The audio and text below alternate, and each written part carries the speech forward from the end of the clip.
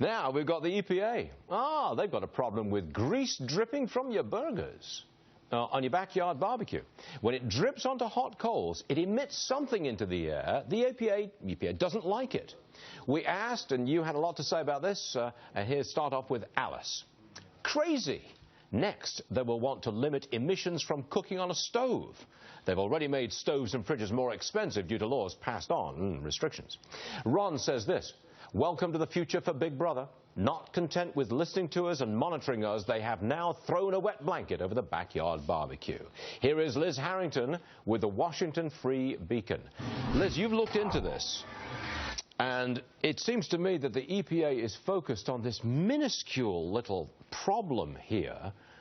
I don't get it. Why all this focus on drippings from your barbecue? What? Well, what we're seeing here is that the EPA is increasingly looking at homeowners for ways to cut pollution and energy use. And the latest target here is backyard grills.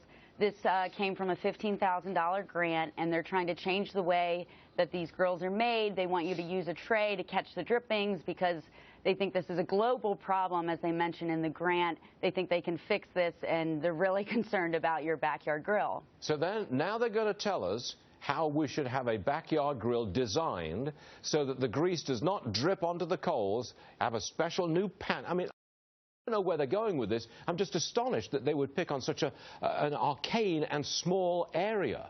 But you say it's part of a bigger picture of going after your entire household.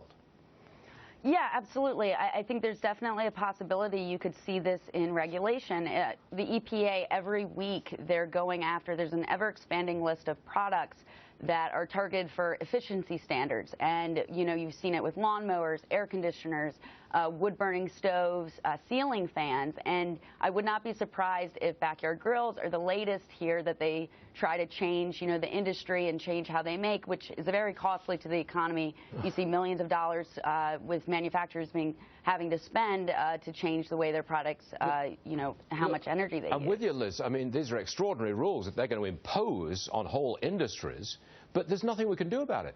I mean, if it's an EPA rule, it goes into place. I mean, there's no vote on this, is there? Not to my knowledge.